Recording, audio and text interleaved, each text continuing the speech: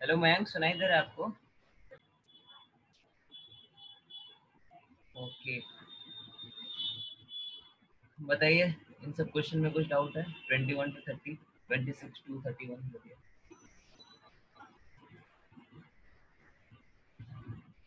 28।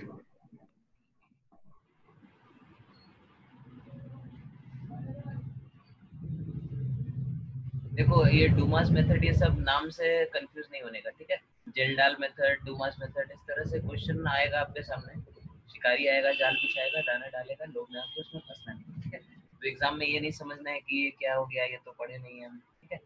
काम क्या कर रहे हैं वो समझो, ठीक है। काम ज्यादा इंपॉर्टेंट है, नाम कुछ भी होता है। तो एस्टिमेशन ऑफ नाइट्रोजन के लिए हम लोग क्या करते हैं? डूमास मेथड यूज करते हैं, ठीक है।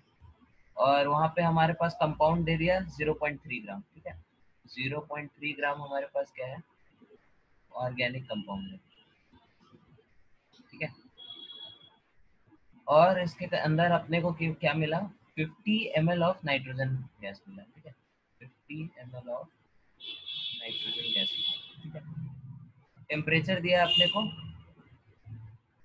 300 केल्विन, ठीक है। प्रेशर दिया है 750, 715 mm of mercury, ठीक है। And vapour pressure of water at 300 kelvin is 15, ठीक है। तो जब भी क्वेश्चन में वेपर प्रेशर का वैल्यू दिया हो, ठीक है, तो हम लोग ये मान के चलेंगे कि जो टोटल प्रेशर है वो क्या है, उसमें वेपर प्रेशर हमारा क्या है, इंक्लूडेड है, ठीक है।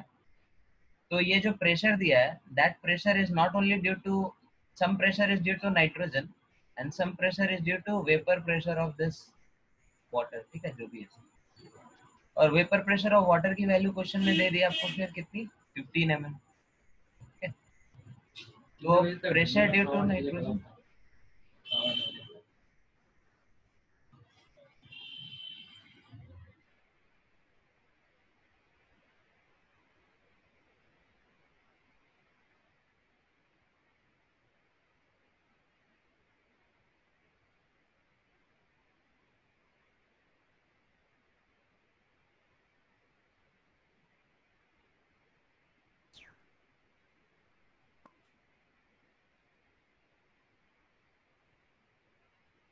हाँ सॉरी, हाँ, तो यहाँ पे हम क्या करेंगे? प्रेशर ड्यू टू नाइट्रोजन हो गया हमारा 700 mm ऑफ मर्करी, ठीक है। तो अपने को V दे दिया, अपने को T दे दिया, अपने को P दे दिया, ठीक है। तो नंबर ऑफ मोल्स निकाल सकते हैं नाइट्रोजन के, PV अपॉन RT, ठीक है। प्रेशर की वैल्यू कितनी है? प्रेशर की वैल्यू हमारे पास है 700 mm ऑफ Hg। तो 700 हम लोग नहीं लिखेंगे, हम लोग ATM में लिखेंगे, ठीक है। तो 700 अपॉन 760 ATM हो गया हमारा प्रेशर, ठीक है। वॉल्यूम अपने पास कितना है? 50 ml, ठीक है। 50 ml को हम लोग लीटर में कन्वर्ट कर सकते हैं, तो 0.05 लीटर हो जाएगा ये, ठीक है।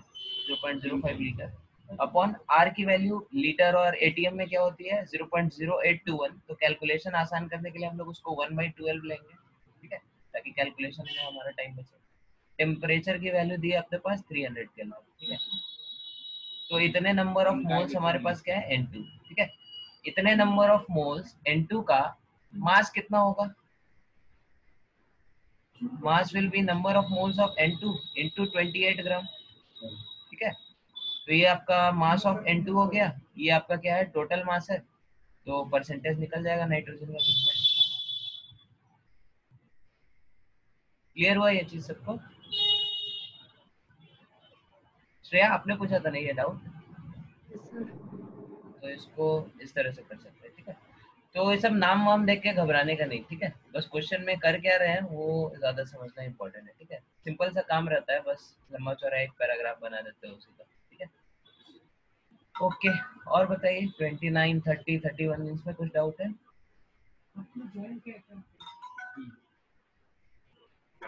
Sir 30। 30, in the reaction cis to trans the first order in both direction, the equilibrium constant is 10 to the power rate constant of forward direction. Experiment is starting with zero cis form. How long will it take for half of the reaction? Half of the transition form. तो आपके पास cis isomer है Z का, वो convert हो रहा है किसमें? Trans isomer में, ठीक है। रेट आगे बढ़ने का रेट क्या है? RF KF, और पीछे आने का रेट क्या है? KB, ठीक है। और 28 डिग्री सेल्सियस पे इक्विलिब्रियम कांस्टेंट दे दिया। तो इक्विलिब्रियम कांस्टेंट हमारा क्या होता है, that is nothing but rate of forward reaction upon rate of backward reaction. ठीक है, इसकी वैल्यू क्या दे दी, 10 टू द पावर -2, और kf की वैल्यू दी हुई है क्वेश्चन में 3 × 10 टू द पावर -5। ठीक है, ओके, तो चलो इसको करते हैं। T = 0 पे अपने के पास क्या था, सिस आइसोमर पूरा था एनॉन। ठीक है, और ट्रांस आइसोमर अपने पास कितना था, 0। T = T पे क्या है, 50% हमारा ट्रांस हो चुका है, मतलब ये T0 A0/2 और ये क्या हो गया, A0/2। नोटिस करो बाल को, ये क्या है, क्वेश्चन में दे रखा है कि इन्होंने फॉरवर्ड और बैकवर्ड रिएक्शन दोनों क्या है, फर्स्ट ऑर्डर है। ठीक है, तो अपना अपन लिख सकते हैं kf जो है rate of forward reaction, sorry rate of forward reaction will be kf into concentration of reactant. Reactant हमारा क्या है, सिस z। एक मिनट, ब्लैक ठीक से दिखता नहीं है। ठीक है, rf हमारा क्या है, rf is equal to kf into concentration of cis z। ठीक है, तो ये फर्स्ट ऑर्डर रिएक्शन है। ठीक है, बेसिकली उसने क्या काम कर दिया, आपको ए से ए हाफ तक पहुंचने में आपको कितना टाइम लगेगा, that will be the T half of forward reaction. ठीक है, T half for forward reaction. T half of forward reaction क्या होगा, फर्स्ट ऑर्डर का टी हाफ क्या होता है, ln2/kf। तो सीधे आपका आंसर आ गया। तो ln2 की वैल्यू क्या है, 0.693, kf की वैल्यू क्वेश्चन में दी है 3 × 10 टू द पावर -5। ठीक है, इससे आंसर आ जाना चाहिए आपका 0.23 × 10 टू द पावर क्या आएगा, 10²। सी आ जाएगा, सी है आंसर। तो मेरे पास है आंसर, 30 का आंसर।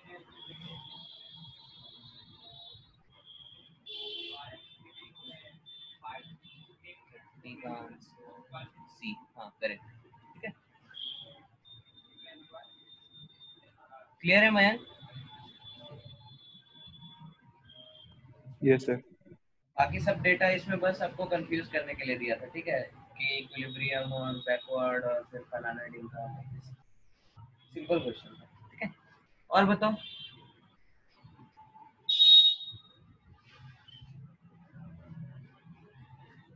क्वेश्चन नंबर हाँ 31। ओके, तो स्क्रीन को हम क्लियर कर देते हैं। ठीक है, क्वेश्चन नंबर 31 में आपके पास क्या है, FeCr2O3। ठीक है, this is I think chromite ore, chromite ore होता है ना ये, this is FeO plus Cr2O3। ठीक है, इसके अंदर आपने क्या डाला, X डाला, तो ये क्या हो गया, Na2CrO4। ठीक है, तो हमने लास्ट क्लास में बताया था क्रोमियम +3 से क्रोमियम +6 में कन्वर्ट होता है, इसके लिए कुछ बेसिक मीडियम चाहिए होता है। ठीक है, तो X हमारा क्या है, इट इज समथिंग बेसिक। ठीक है, X हमारा देख लेते हैं किस किस ऑप्शन में बेसिक है, ये हमारा बेसिक है, ये भी बेसिक है, ये भी बेसिक है, ये भी बेसिक है, तो कुछ काम का नहीं है। ठीक है? उसके बाद इस पे आपने Y डाला, तो फिर क्या हुआ, Cr2O3 मिला आपको। तो Y डाला तो आपको क्या मिला, Cr2O3 मिला। अच्छा, और Cr2O3 में फिर आपने Z डाला तो आपको क्या मिला, क्रोमियम मिला। ठीक है, तो क्रोमियम Cr2O3 का जो ओर होता है, ये हम लोग मेटलर्जी में देखे थे। इसको रिडक्शन हम लोग कैसे करते हैं, कार्बन रिडक्शन के थ्रू, सॉरी एल्युमिनियम रिडक्शन के थ्रू होता है। ठीक है, 3 हमारे कटायंस थे जो कार्बन रिडक्शन से नहीं करते, एक मैग्नीज था, एक क्रोमियम था, और एक और कौन था, आई थिंक टंगस्टन था। ठीक है, तो ये तीनों ऐसे कटायन है, these don't get reduced by carbon. ठीक है, क्योंकि कार्बन के प्रेजेंस में क्या होता है, ये लोग कार्बाइड बना देते हैं। ठीक है, और अपने को कार्बाइड नहीं चाहिए, अपने को क्या चाहिए, मेटल चाहिए। ठीक है, तो इन ऑक्साइड्स को हम लोग किससे यूज करते हैं, एल्युमिनियम रिडक्शन से। ठीक है, स्मिट्स क्या था, स्मिट्स एल्यूमिनो थर्माइट रिएक्शन। ठीक है, एल्यूमिनो स्मिट्स एल्यूमिनो थर्माइट रिएक्शन। ठीक है, तो यहाँ पे रिएक्शन हम लोग किससे कराएंगे, एल्युमिनियम से, तो इस दोनों में से कुछ होगा, सी या डी में से। ठीक है, और यहाँ से यहाँ बचा NH4Cl या फिर कार्बन। तो कार्बन से हम लोग इसको रिडक्शन नहीं कराते, बिकॉज ऑफ सिमिलर रीजन कि कार्बन का रिडक्शन के साथ ये क्या बना देता है, कार्बाइड बना देता है। तो NH4Cl होना चाहिए, लेकिन हम लोग देखते हैं NH4Cl करेगा क्या, ठीक है। तो NH4Cl और इसका आप अगर रिएक्शन देखो, this is your NH4Cl and this is Na2CrO4, ठीक है। तो जब भी अंड वंड कुछ रिएक्शन दिखे तो आप लोग एकदम बेसिक्स पे जाओ, ठीक है। बेसिक्स पे यहाँ पे अगर आप बहुत सिंपल सोचो तो क्या रिएक्शन हो सकता है, ठीक है। कटायन और अनायन का एक्सचेंज हो सकता है, ठीक है। तो यहाँ पे 2 molecules of NaCl plus NH4 whole two CrO4 ये बन जाएगा, ठीक है, लाइक दिस।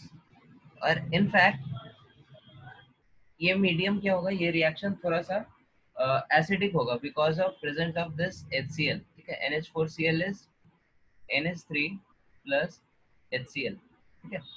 तो एसिडिक मीडियम में क्या होता है, हमारा NH4 हमारा डाइक्रोमेट, सॉरी क्रोमेट क्या होता है, डाइक्रोमेट में कन्वर्ट हो जाता है, ठीक है। हम लोगों ने लास्ट दिन भी ये देखा था A:2B:2C:2D, ठीक है। तो एसिडिक मीडियम में क्या होता है, हमारा डाइक्रोमेट में बन जाता है। तो डाइक्रोमेट हमारा क्या होगा, NH4 होल टू Cr2O7, ठीक है। और ये तो बहुत फेमस रिएक्शन है, इसको हीट करके वोल्केनो रिएक्शन जो हम लोग पढ़े थे, ठीक है। Cr2O3 plus N2 plus H2O, ठीक है। तो इस तरह से हम लोग को Cr2O3 मिल सकता है। Cr2O3 ग्रीन कलर का होता है, आप लोग को अगर याद होगा तो। ये हमारा क्या होता है, ऑरेंज होता है, ठीक है। तो this is very famous reaction, volcano reaction, ठीक है। तो आपका आंसर क्या हो जाएगा, सी, ठीक है। Is it clear?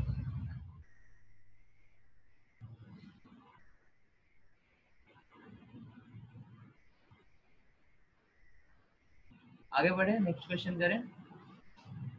Yes, sir.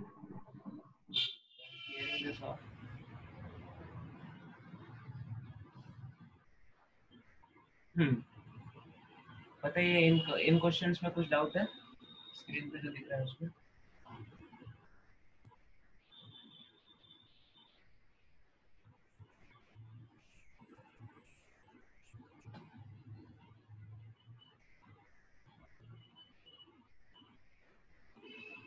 Thirty-three. 33 33 में क्या है, तो यहाँ पे क्या हुआ है, आप देखो, ये वाला जो ग्रुप है हमारा वो इंटैक्ट रखाना है अपने को, ठीक है। इस पे हमको अटैक नहीं चाहिए, हमको अटैक इस पे चाहिए, ठीक है। ये कीटोन ग्रुप है, ये ईस्टर ग्रुप है, ठीक है। तो if you recall, organic chemistry में हम लोग पढ़े थे कार्बोनाइल प्रिजर्वेशन, ठीक है। कार्बोनाइल प्रिजर्वेशन, ठीक है। कि अपने को अगर रिएक्शन, ये रिएक्शन हम लोग देख चुके हैं एक्चुअली, ये नहीं एग्जैक्टली ऐसा, ऐसा ही कुछ रिएक्शन हम लोग देखे थे, ठीक है। तो हम लोग जब कोई कार्बोनाइल ग्रुप अपने को क्या होना चाहिए, बचाना है रिएक्शन में, मतलब उसको प्रिजर्व करके रखना है, मतलब कुछ ऐसा रिएजेंट डाल रहे हैं जो इस पे अटैक कर सकता है, लेकिन हम चाहते नहीं है कि अटैक हो, ठीक है। तो हम लोग उसको कार्बोनाइल को थोड़ा प्रिजर्व करके रखना चाहते हैं, तो that is your carbonyl preservation.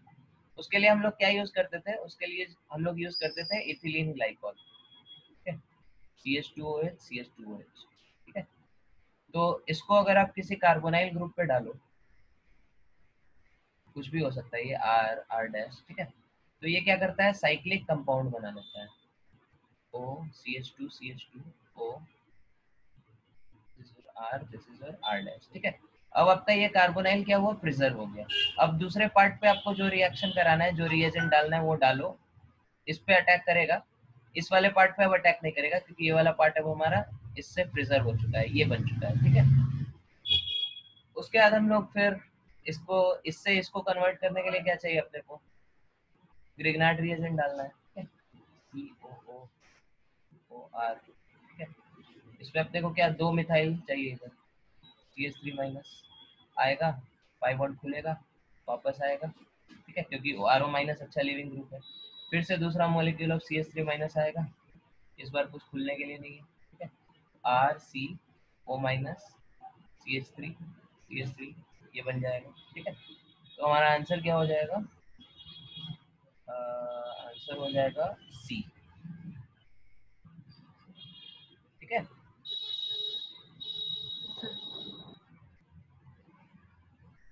तो ये कार्बोनाइल प्रिजर्वेशन आप लोग याद रखिएगा, ठीक है।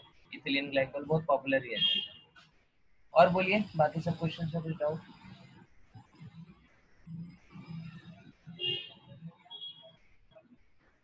ये एक अच्छा क्वेश्चन था, ये सबने ट्राई किया था 41 नंबर, कॉन्फॉर्मेशनल आइसोमर वाला। हाँ बोलिए। Yes sir. इसमें किसी को डाउट नहीं है 41 में? असल में इसमें क्या होता है, कॉन्फॉर्मेशनल आइसोमर में जनरल ट्रेंड हमारा ये होता है, जनरली क्या होता है हमारा, एंटी सबसे ज्यादा स्टेबल होता है, ठीक है। उसके बाद आता है हमारा गॉश, ठीक है। उसके बाद आता है हमारा पार्शियल इक्लिप्स, ठीक है। और उसके बाद क्या होता है, इक्लिप्स। इक्लिप्स सबसे ज्यादा अनस्टेबल माना जाता है, ठीक है। लेकिन इस पर्टिकुलर केस में क्या है, इस पर्टिकुलर केस में हमारा जो कंपाउंड है, ठीक है, 2 अमीनो 1 इथेनॉल, तो CH2 CH2 OH और क्या है NH2, ठीक है। तो इसमें गॉच कन्फर्मेशन में क्या होता है, हाइड्रोजन बॉन्डिंग हो जाता है, ठीक है। तो इसके कारण गॉच और एंटी में बस स्वैपिंग हो जाता है, तो इसका एक्सेप्शन है, इस रूल का एक्सेप्शन है, ठीक है, कि जब भी हाइड्रोजन बॉन्डिंग हो, ठीक है, हाइड्रोजन बॉन्डिंग के केस में क्या हो जाता है, गॉच और एंटी में स्वैपिंग हो जाता है। गॉच सबसे ज्यादा स्टेबल होता है, फिर एंटी, फिर पार्शियल इक्लिप्स और फिर इक्लिप्स, ठीक है। बताइए और कुछ डाउट इस पर्टिकुलर में या फिर आगे बढ़े? बोलो Mayank. Yes, sir. Sir 43। 43, question number 43, ठीक है। हम स्क्रीन क्लियर करें, स्क्रीन क्लियर कर रहे हैं, ठीक है। Question number 43, 10 ml of 0.2 molar solution of a compound this is titrated against 0.05 molar HCl. Y moles of HCl is used when phenolphthalein is used as indicator and X ml of HCl when methyl, ठीक है। तो आपको ये चीज याद रखना होगा आशीष, फेनोक्थिलीन as indicator और मिथाइल ऑरेंज एज इंडिकेटर, दोनों में अंतर क्या होता है, ठीक है। तो जब हम लोग फेनोक्थिलीन एज इंडिकेटर यूज करते हैं तो हम लोग को जो एंड पॉइंट है, ठीक है, एंड पॉइंट ऑफ रिएक्शन बोलते हैं, या फिर colour change starts to appear, ऐसा कभी कभी बोलते हैं, ठीक है। तो जब फेनोक्थिलीन हम लोग यूज करते हैं तो एंड पॉइंट हमको कब दिखता है, अगर हमारे पास कार्बोनेट है, ठीक है, Na2CO3 करके हमारे पास क्या है, कार्बोनेट है। तो ये जब हमारा NaHCO3 में कन्वर्ट होता है, this plus HCl is going to give you NaHCO3 plus NaCl, ठीक है। तब हम लोग को क्या दिखेगा, एंड पॉइंट दिखेगा, ठीक है। और NaHCO3 फर्दर यहाँ पे रिएक्ट नहीं होगा यूजिंग फेनोक्थिलीन एज इंडिकेटर, ठीक है। ये फर्दर HCl से रिएक्ट करके आगे नहीं बढ़ेगा, ठीक है। तो कलर चेंज हम लोग को कब दिखेगा, जब सारा का सारा Na2CO3 NaHCO3 में कन्वर्ट हो चुका है, ठीक है। ऑन कंट्ररी टू दिस, जब हम लोग मिथाइल ऑरेंज यूज करते हैं, जब हम लोग मिथाइल ऑरेंज यूज करते हैं तो क्या होता है, कलर चेंज हम लोग को कब दिखता है, जब ये रिएक्शन पूरा कंप्लीट हो जाए, ठीक है। मतलब ये जब पूरा कन्वर्ट हो जाएगा 2NaCl plus H2O plus CO2, ठीक है। जब ये पूरा का पूरा इसमें कन्वर्ट हो जाएगा तब हम लोग को मिथाइल ऑरेंज के प्रेजेंस में कलर चेंज दिखेगा, ठीक है। और फेनोक्थिलीन के प्रेजेंस में कब दिखेगा, जब तक NaHCO3 हमारा रिएक्ट नहीं करता है, ठीक है। क्लियर है आशीष? Yes sir.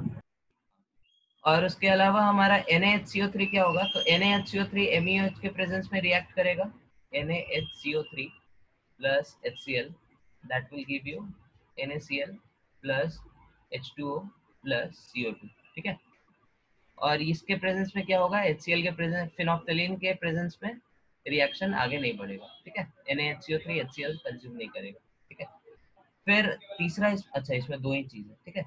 तो अब हो जाएगा ये क्वेश्चन आपसे आशीष। Yes sir. चलो ठीक है, और बताओ और कुछ डाउट, या फिर इसको नीचे खसका है स्क्रीन को। 36. 36.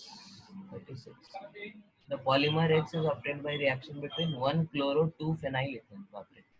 तो सबसे पहले इथेन बनाते हैं, दिस इज योर इथेन, और इसमें क्या है 1 क्लोरो, ठीक है। तो एक एक पे क्लोरीन लगा दो और 2 पे क्या है फिनाइल, ठीक है, CH2PH, ठीक है, is reacted with potassium tertiary butoxide. तो ये क्या हो गया, tertiary butoxide, potassium tertiary butoxide, ठीक है, ये हो गया। ओके, तो ये क्या है हमारा, ये एक बेस है, ठीक है। बेस के प्रेजेंस में यहाँ पे क्या होता है, एलिमिनेशन रिएक्शन होता है, ठीक है। तो यहाँ पे क्या करेगा, ये बेस हमारे बीटा हाइड्रोजन पे अटैक करेगा और यहाँ से Cl माइनस निकलेगा, यहाँ से H प्लस निकलेगा और ये कंपाउंड हमारा क्या बन जाएगा, PHCH डबल बॉन्ड CH2, ठीक है। तो इसको आप लोग क्या बोलते हैं, इसी को आप लोग स्टाइरीन बोलते हैं, ठीक है। और यही स्टाइरीन हमारा पॉलीमराइज करेगा, ठीक है, PHC डबल बॉन्ड, ठीक है, PHC double bond, PHC double bond, PHC double bond, ठीक है। तो इस तरह से आप इसको पॉलीमराइज करा सकते हैं, ठीक है। तो आपको मोनोमर कैसा दिखेगा, आपका मोनोमर कुछ ऐसा दिखेगा, कार्बन से CH3 ग्रुप लगा है, नीचे क्या है PH, ये आपका मोनोमर है, ठीक है। मतलब मोनोमर नहीं, मोनोमर तो आपका स्टाइरीन है, मतलब इस तरह से आपका पॉलीस्टाइरीन बनेगा, ठीक है। ये चैप्टर बहुत इंपॉर्टेंट है, ठीक है। स्टूडेंट्स इस चैप्टर को हर साल नेग्लेक्ट करते हैं और इसका फायदा क्वेश्चन सेटर्स हर साल उठाते हैं, ठीक है। शिकारी आएगा, जाल बिछाएगा, दाना डालेगा, लोग में आके उसमें फंसना है, ठीक है। तो लेकिन स्टूडेंट्स हर बार फंस जाते हैं। ये चैप्टर जो है आपका पॉलीमर्स और बायोमोलिक्यूल्स, ठीक है। तो जनरली कोचिंग में ये सब चैप्टर लास्ट में पढ़ाई होता है, तब तक बच्चे का इंथुजियाज्म खत्म हो जाता है, टीचर्स का इंथुजियाज्म खत्म हो जाता है, ठीक है।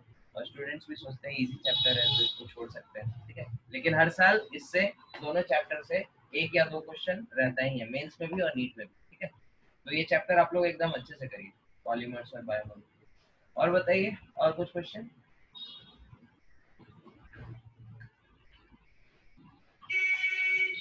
या फिर नीचे कसका है,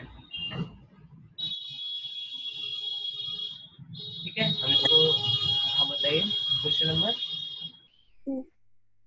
32, So 42. 42, ओके। तो स्क्रीन को हम क्लियर करें, स्क्रीन को हम क्लियर करें, ठीक है। Question number 42, red coloured metal oxide. अच्छा अच्छा, पहले ये बताओ इन चारों मेटल ऑक्साइड में रेड कलर्ड कौन है?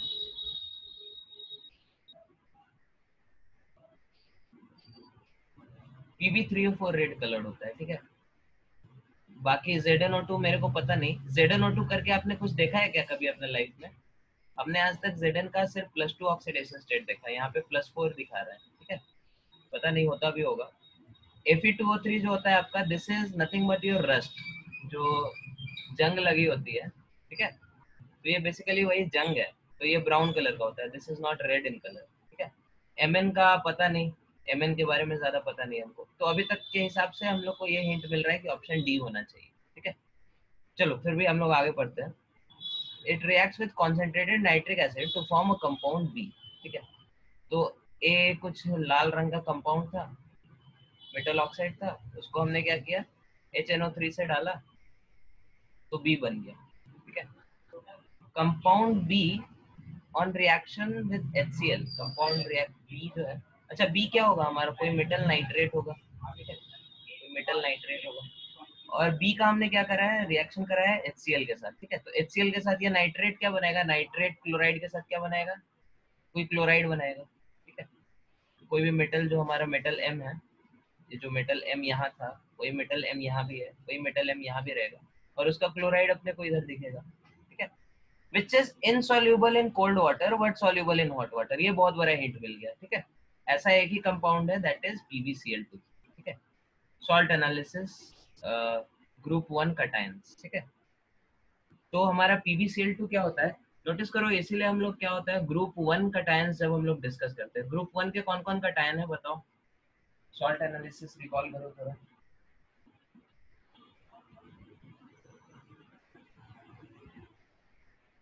बोलो, आप में से कोई भी बताओ।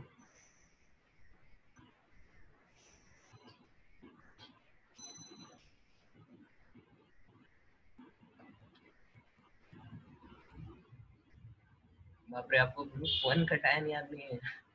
फिर ग्रुप 2 का क्या होगा फिर? ग्रुप 2 तो उसमें तो 13 कटायन होते थे, ग्रुप 1 में तो 3 ही कटायन। देखो सॉल्ट एनालिसिस आप लोगों ने नहीं पढ़ा है, ठीक है? मेरे को पता है ये चीज़। तो सॉल्ट एनालिसिस जल्दी से जल्दी पढ़ो आप। अभी लॉकडाउन वगैरह एक्सटेंड हो रहा है, आपका एग्जाम एक्सटेंड हो रहा है, कुछ भी टॉपिक छोड़ो मत, ठीक है? जितना ज़्यादा एग्जाम लेट कर रहा है उतना ज़्यादा वो क्वेश्चन सेटर कुछ ना कुछ टेढ़ा मेढ़ा काम करेगा, ठीक है? तो आप लोग अपना प्रिपरेशन ढीला मत करो। सारे ग्रुप 1 ग्रुप 2 सारे कटायंस आप लोग याद करो, ठीक है? ठीक है, हम कल सबसे सुनेंगे ये चीज़। ग्रुप 1 के कटायंस के नाम बताओ, ग्रुप 2 ए के कटायंस के नाम बताओ, ग्रुप 2 बी के। बस यही चीज़ आपको याद करना है, ठीक है? हम लोग क्या करते हैं, सॉल्ट एनालिसिस बोल बोल के बहुत बड़ा चैप्टर है, हम लोग बहुत देर से पीस मार रहे हैं, ठीक है? तो हम लोग क्या करते हैं, इसको छोटे छोटे पार्ट्स में बांट लेते हैं और छोटे छोटे पार्ट्स में हम आपसे होमवर्क लिया करेंगे। मतलब छोटे छोटे पार्ट्स में आप लोग इसको याद करो, ठीक है? तो कल का आपका होमवर्क क्या है, आप लोग को ग्रुप 1 2 3 4 7 तक जितने भी ग्रुप्स हैं बस इसके कटायंस के नाम याद करने हैं, ठीक है? ज्यादा होमवर्क नहीं है, कुछ रिएजेंट याद नहीं करना है, रिएक्शन क्या होता है सब भाड़ में जाए, ठीक है? बस आप लोग को क्या करना है, इनके कटायंस के नाम याद रखते हैं, ठीक है? हो पाएगा सबसे? अरे बोलो बोल को, कम से कम झूठ मूठ का हाँ बोल दो, मेरे को कुछ कॉन्फिडेंस मिले। बोलो हो पाएगा कल तक? Yes sir. हाँ, Yes, sir. Group 1 group 2 group 3 group 4, ठीक है? सारे कटायंस आप लोग, बस कटायंस का नाम याद करना है, कुछ रिएक्शन देखने का नहीं, कुछ रिएजेंट देखने का नहीं, ठीक है? बस कटायंस याद रखना, ठीक है? तो ये बहुत, जैसे ये क्वेश्चन जो था ये बहुत सिंपल क्वेश्चन था सॉल्ट एनालिसिस का, लेकिन आप लोगों ने सॉल्ट एनालिसिस पढ़ा नहीं है क्योंकि बहुत बड़ा चैप्टर है, बहुत रिएक्शंस है, ठीक है? तो ऐसा नहीं करने का। तो देखो बस एक लाइन से आपका ये क्वेश्चन सॉल्व हो गया, आंसर आपका Pb+2 होगा, ठीक है? PbCl2 is only cation. तो क्या होता है, कोल्ड वाटर में आपका डिसॉल्व नहीं करता और हॉट वाटर में कर जाता है। That is why, this is the only reason why Pb+2 का कटायन जो है वो हम लोग ग्रुप 1 में भी पढ़ते हैं और ग्रुप 2 में भी पढ़ते हैं, ठीक है? तो सॉल्ट एनालिसिस हम लोग ऐसे करते हैं, पहले हमारे पास पूरा सारा कटायंस होता है, ठीक है? इसमें सारे कटायंस है, ग्रुप 1 के 2 के 3 के सबके कटायंस है, ठीक है? इसमें हम लोग ग्रुप 1 का रिएजेंट डालते हैं। तो मेरे को कुछ और पेन यूज कर ग्रुप 1 का रिएजेंट डाले तो क्या होगा, ग्रुप 1 के कटायंस प्रिसिपिटेट कर गए, ठीक है? ये सारे आपके क्या है, ग्रुप 1 के कटायंस है। और बाकी सॉल्यूशन में क्या है आपके, ग्रुप 2 3 4 5 सबके कटायंस, ठीक है? फिर सॉल्यूशन आप अलग किए, इस सॉल्यूशन में आपने क्या किया, ग्रुप 2 का रिएजेंट डाला, ठीक है? तो ग्रुप 2 का जब रिएजेंट डाला तो ग्रुप 2 के कटायंस प्रिसिपिटेट हो गए और सॉल्यूशन में अपने पास क्या बचा, ग्रुप 3 4 5 6 सबका, ठीक है? फिर 3 का डालें तो उसका प्रिसिपिटेट करेंगे, फिर आगे इस तरह से हम लोग सारे कटायंस सेग्रीगेट करते हैं, ठीक है?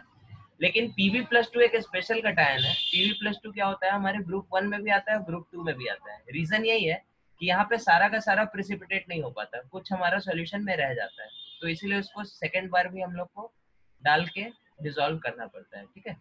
तो दैट इज वाई ग्रुप 2 और ग्रुप 1 दोनों में क्या होगा, ये चीज कॉमन होगा, ठीक है? तो ये क्वेश्चन तो हो गया बस एक लाइन से, solution in soluble in hot water, ठीक है? ओके, और बताओ।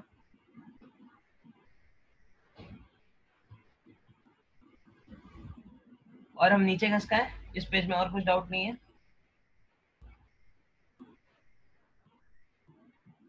ओके चलो हम इसको हाँ बोलो।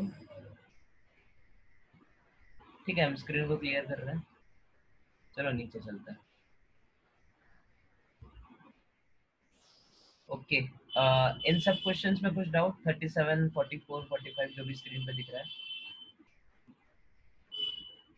37. 37।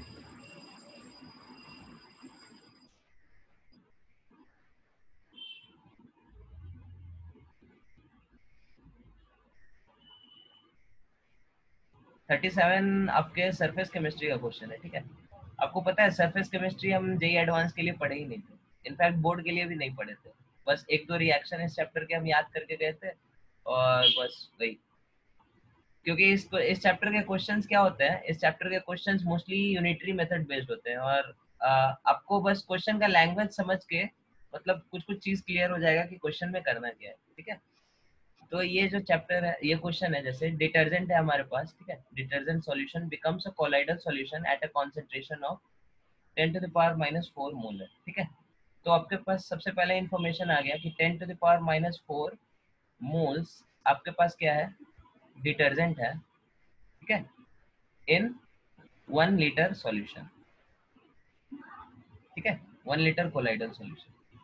और फिर क्वेश्चन में क्या दिया, on average 10 to the power 13 colloidal particles are present in 1 mm², ठीक है, मतलब 1 मिलीलीटर में कोलाइडल पार्टिकल्स आपके पास कितने हैं, 10 to the power 13 colloidal particles, उसको हम शॉर्ट में सीपी लिखते हैं, ठीक है।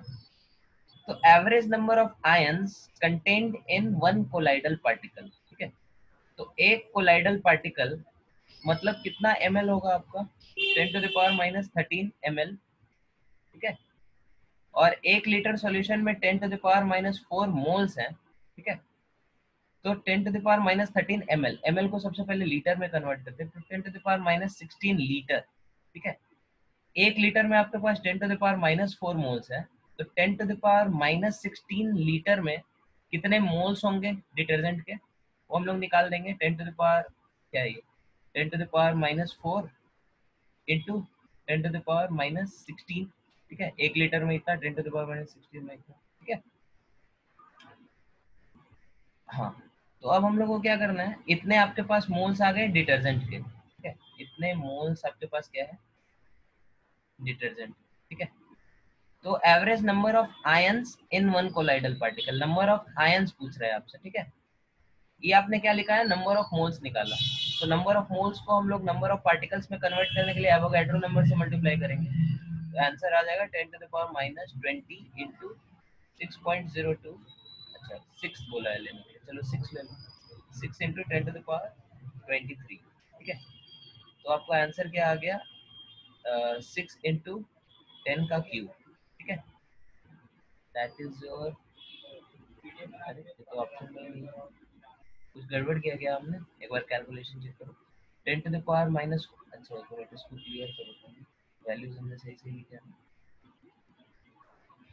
तो 10 to the power minus 4 moles हमारे पास प्रेजेंट है इन 1 लीटर सॉल्यूशन, ठीक है, on average 10 to the power 13 colloidal particles are present in 1 ml, 1 mm cube मतलब 1 ml, ठीक है, 10 to the power 13 particles present है 1 ml में, ठीक है, तो एक कोलाइडल पार्टिकल कितने ml में प्रेजेंट होगा, 10 to the power minus 13 ml में, ml को हमने लीटर में कैसे कन्वर्ट किया, 10 to the power minus 16 litre हो गया ये हमारा, 10 to the power minus 16 litre, ठीक है, तो 10 to the power minus 16 litre में मोल्स कितने होंगे हमारे, this into 10 to the power minus 4, ये भी सही है, दिस इनटू 6.02 तो सही लग रहा है, कहाँ गड़बड़ है हमको इसमें थोड़ा देखो आप लोग भी, या तो क्वेश्चन ही रॉन्ग है।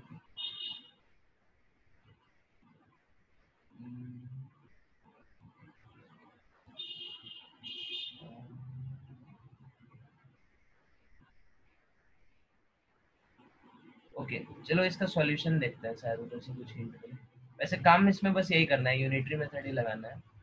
क्वेश्चन नंबर 37, क्या हुआ, किसी को कुछ मिस्टेक दिखा क्या, question number sir 1 mm³ 10 power minus 3 millilitre होता है, 1 ml इक्वल टू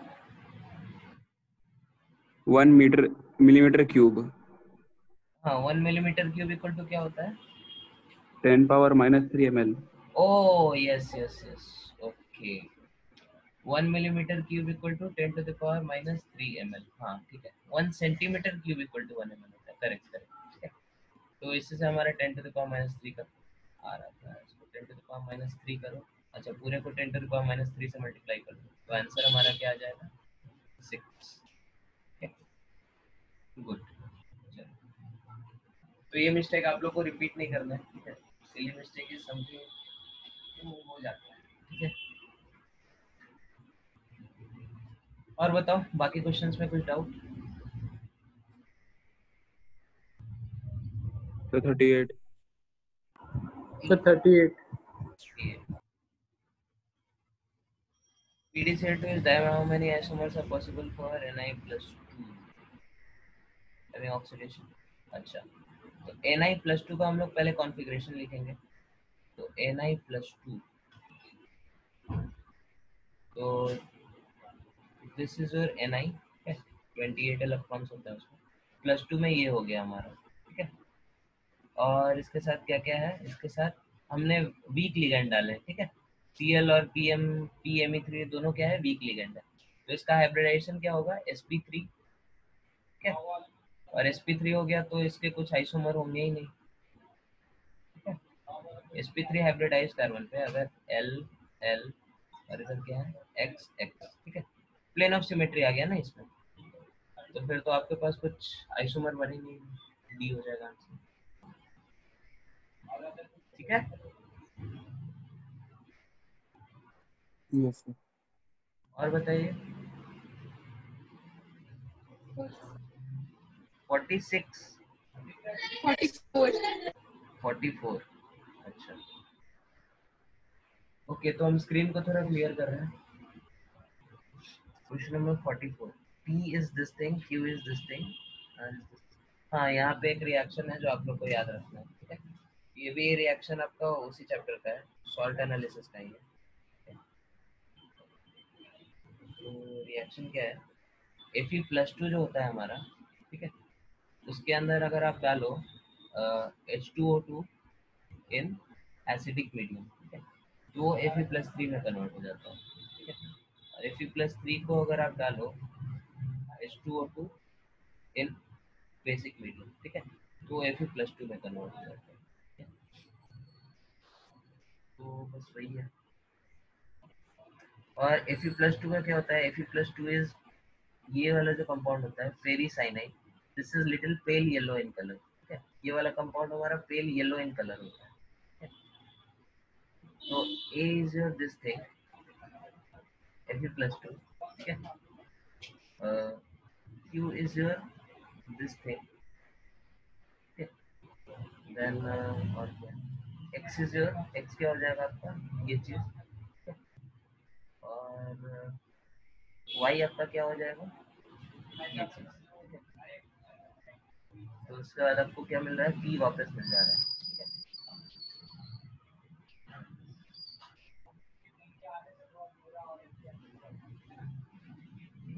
ये रिएक्शन आपको याद रखना है। और ये Fe+2 जो है आपका ये फेरी साइनाइड है, ठीक है, सॉरी फेरोसाइनाइड है, फेरस है ये, ठीक है। फेरस साइनाइड को अगर आपको ब्लू करना है, ठीक है, ये इसका कलर येलो होता है, इसको अगर आपको ब्लू करना है तो इसके लिए आपको Fe+3 डालना पड़ेगा, ठीक है। तो अब ये जो साइनाइड बनेगा दैट विल बी Fe+3, अब देख लो कटायन अनायन, ये आपका कटायन हो गया, अनायन आपका क्या होगा FeCN6 4 माइनस, ठीक है। क्रॉस मल्टीप्लाई कर दो इसको, इसका फॉर्मूला हो जाएगा Fe4 FeCN6 होल 3, ठीक है। ये आपका होता है ब्लू कलर का। ये अगेन ये सॉल्ट एनालिसिस का पार्ट है, ठीक है। सॉल्ट एनालिसिस में आप सर्च करिएगा, ठीक है। क्या सर्च करिएगा आप, प्रशियन ब्लू, ठीक है, और टर्नबुल ब्लू, ठीक है। ये दोनों आप सर्च करिएगा, आपको मिल जाएगा, ठीक है। ये इस दोनों में से ही कुछ होता है, एग्जैक्टली मेरे को नाम याद नहीं है, मोस्टली शायद प्रशियन ब्लू होता है, बट एक बार आप लोग चेक करिएगा, सॉल्ट एनालिसिस में, ओके। और कोई डाउट नहीं है, नीचे घसका है,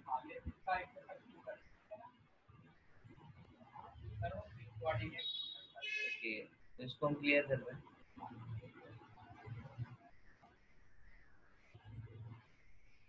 बताओ इनमें से कुछ डाउट, ये सब सिंपल क्वेश्चन है एक्चुअली। 46 एक अच्छा क्वेश्चन था इलेक्ट्रोकेमिस्ट्री का, 46 अच्छा क्वेश्चन था, और बाकी सब तो इजी था।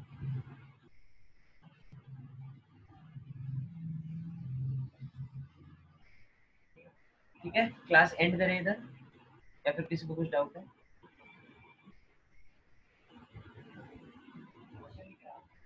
बोलो डाउट है तो पूछ सकता है। 50. 50, Yes, sir. नंबर क्वेश्चन क्या है? The vapor pressure of water at 20 degrees Celsius is 17.5 mm of Hg. Okay. If 18 gram glucose is added to 178.2 gram of water at 20 degrees Celsius, the vapor pressure of liquid solution is. ठीक है, तो सबसे पहले हम लोग क्या करेंगे, mole fraction of solute निकालेंगे.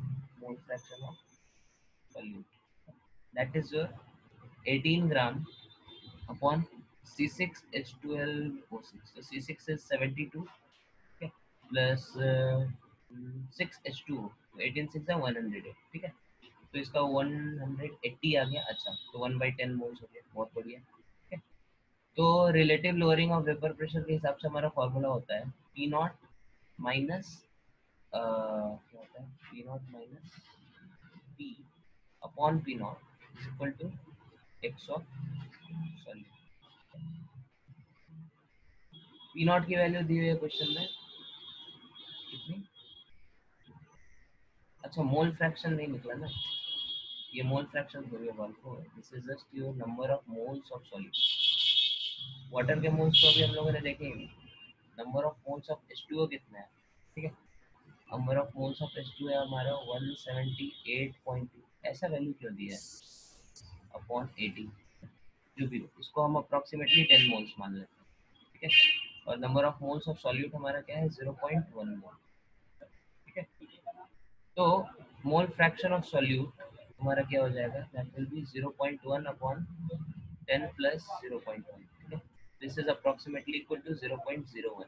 ठीक है, अब हम लोग इसमें रिलेटिव लोअरिंग का फॉर्मूला लगाएंगे, x of solute that is 0.01. ठीक है, पी नॉट की वैल्यू दी है क्वेश्चन में कितनी, 17.5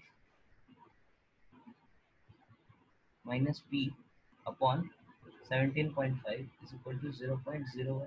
ठीक है, तो p upon 17.5 is equal to 1 minus 0.01, ठीक है, अपॉन 1. ठीक है, तो यहाँ से p की वैल्यू आ गई 0.99 इंटू 17.5. ठीक है, तो जो भी वैल्यू आता है वो दैट विल बी.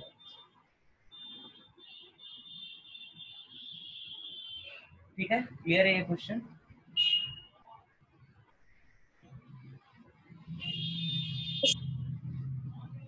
ओके, चलो ठीक है, ऑल द बेस्ट कल के क्लास के लिए. और सब लोग अभी जो भी चैप्टर आपका पेंडिंग है, स्पेशली वो सॉल्ट एनालिसिस, ठीक है, उसका हम नोट्स डाल देते हैं ग्रुप पे.